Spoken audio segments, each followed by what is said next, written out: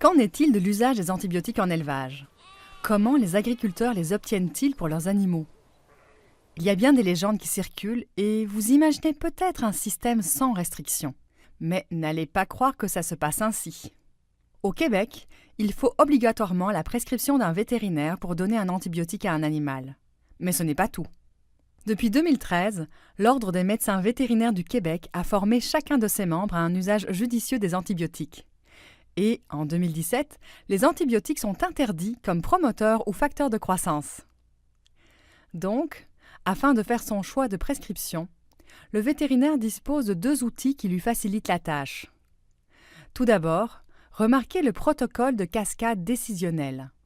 La cascade, allant du vert prairie au jaune désert, sert au vétérinaire à identifier le type de médication qu'il devrait utiliser en premier lieu. Or, c'est l'usage conforme aux directives de l'étiquette sur le produit. Il existe une option supplémentaire dans l'arsenal du vétérinaire. C'est l'usage en dérogation des directives de l'étiquette. Pour bien comprendre, imaginez un médicament développé pour soigner le porc. Les instructions d'utilisation et les effets secondaires chez le porc sont écrits sur l'étiquette. Or, ce médicament pourrait traiter la même maladie chez le rhinocéros, sans avoir été développé pour cet animal. Vous saisissez qu'il est impossible de tester un médicament pour toutes les espèces animales. Un autre outil est le tableau de classement des antibiotiques par catégorie en fonction de leur importance en santé humaine. Cela permet une lecture plus simple que celle d'un rapport d'impôt. Les vétérinaires s'en tiennent autant que possible aux catégories 2, mais surtout 3 et 4, qui sont moins ou même pas du tout utilisées chez l'être humain. Petite question. Avez-vous des craintes face à la composition de ce que vous mangez? C'est très commun. On peut facilement comprendre que certains posent un regard douteux sur les aliments, entre autres la viande.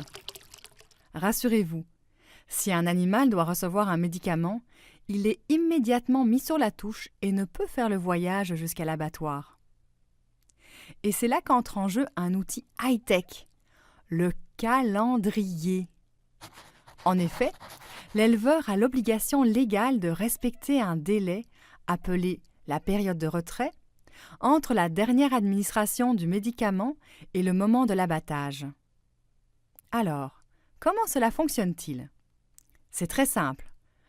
L'animal évacue naturellement la médication de son organisme, ce qui rend, après un certain temps, sa viande apte à la consommation. Et c'est le vétérinaire, fin connaisseur de la tuyauterie animale, qui fait appliquer le temps d'attente dicté par Santé Canada.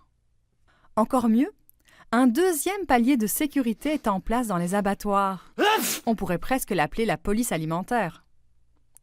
C'est notamment le vétérinaire inspecteur de l'abattoir, aussi minutieux qu'un enquêteur, qui fait des contrôles sur les animaux et les carcasses, en plus d'effectuer des tests de dépistage. Tout ce qui est douteux est retiré. En bout de ligne, un tel processus sert à nous protéger et à garantir une viande saine.